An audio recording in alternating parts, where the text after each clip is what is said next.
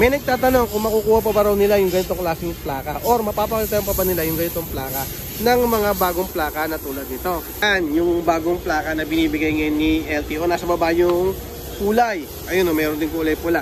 At yung mga ganito, napapalitan pa yan. Yung mga ganyan, napapalitan po rin yan. So pag-usapan nga natin yan mga kaibigan. Ito ay yung sinabi sa atin ni LTO. Sabi nga sa atin ni LTO, District Office ng Calamba 2017 pababa, binibigyan nila or pwede na magpapalit ng plaka.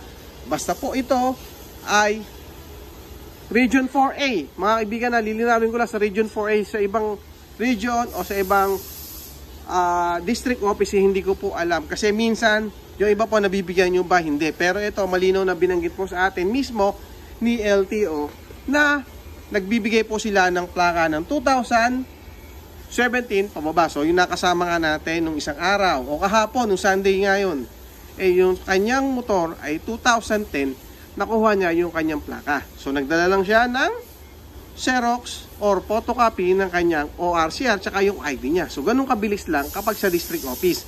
Kaya sabi nga mas maganda pang kumuha na kayo mismo or pupunta kayo mismo sa mga district office na malapit sa lugar ninyo kisa sa ipa-deliver ninyo pa. Kasi nga po, pag ipa-deliver nyo yan, medyo matagal po. Yung isang kausap natin, 1 month na hindi pa dumarating yung kanyang bagong plaka.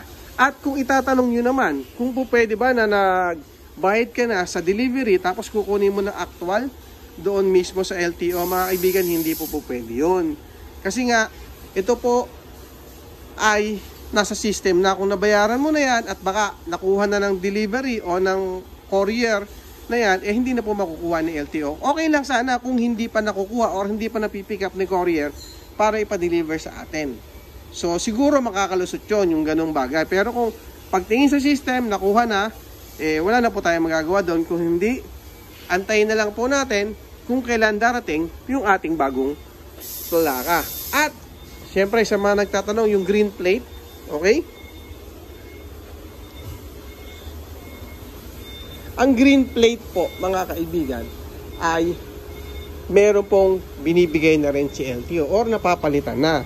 Base rin po ito doon sa pagkakausap natin doon sa mismong LTO Calamba. Sabi nga nila, basta ikaw ay 2017 pababa, tapos ang plaka mo ay 7 digit, kung kahit man ito ay green plate, ito po ay kanilang papalitan. At papalitan po nila syempre ng mga ganitong kulay.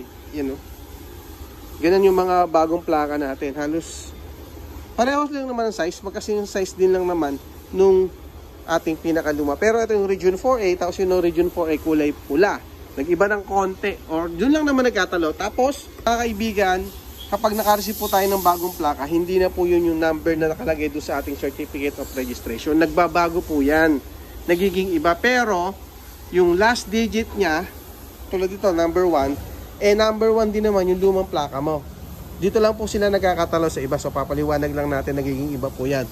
Paano ba mababago yan? Kapag po kayo nag-renew or pwede nyo na namang ipa-update agad-agad sa LTO para mabago yung nakalagay doon sa Certificate of Registration nyo tsaka doon sa OR ninyo, yung tamang plaka na gagamitin nyo ngayon. Kung hindi naman, syempre dalhin nyo yung papel na binigay ni LTO, nakatunayan na ang plaka na ginagamit mo ay bago at kai-issue lamang ni LTO. Okay? So yun, sa mga nagbanggit naman na bakit daw yung taga-ibang lugar, o sabihin natin taga-Antipolo daw yata, nakakuha ng plaka sa Quezon City o sa Manila.